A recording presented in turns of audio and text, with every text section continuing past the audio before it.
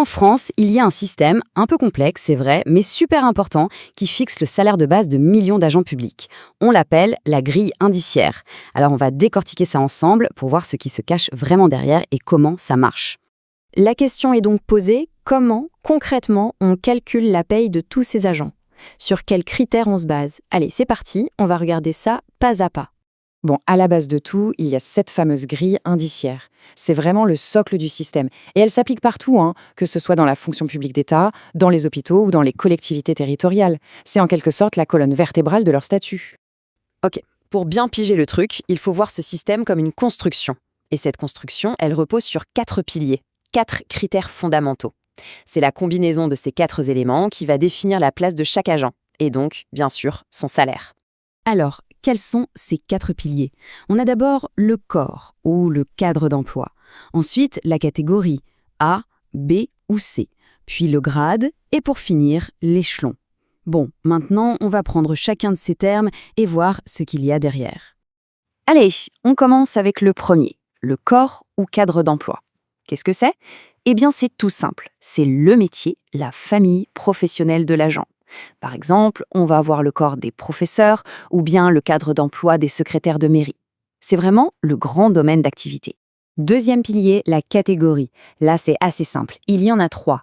A, B et C. Ce classement se fait tout simplement en fonction du niveau de diplôme demandé pour le recrutement. Forcément, la catégorie A, c'est la plus élevée, celle qui demande des diplômes universitaires. Troisième critère, le grade. On peut voir ça un peu comme les galons dans l'armée. Au sein d'un même métier, d'un même corps, il y a différents niveaux de responsabilité. Et c'est ça, le grade. On peut le gravir en passant des concours ou avec une promotion. Plus le grade est élevé, plus les responsabilités sont importantes. Et on arrive au dernier élément, l'échelon. Alors là, c'est tout simplement une question de temps, c'est l'ancienneté. À l'intérieur de chaque grade, il y a plusieurs marches, plusieurs échelons. Et on monte ces marches automatiquement au fur et à mesure des années passées au même poste.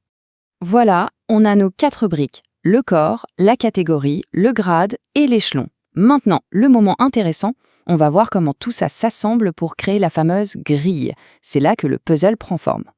Alors concrètement, une grille, ça ressemble à ça. C'est un tableau, en fait. Pour un grade donné, on a une liste d'échelons. Et pour chaque échelon, la grille nous dit combien de temps on doit y rester. 1 an, 2 ans.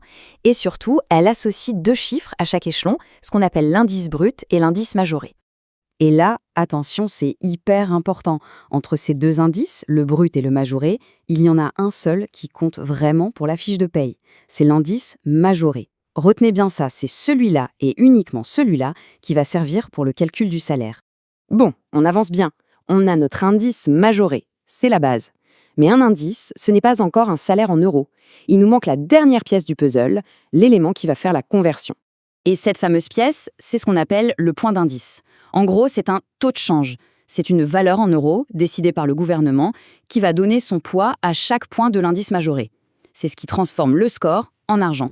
Et concrètement, ça vaut combien un point d'indice?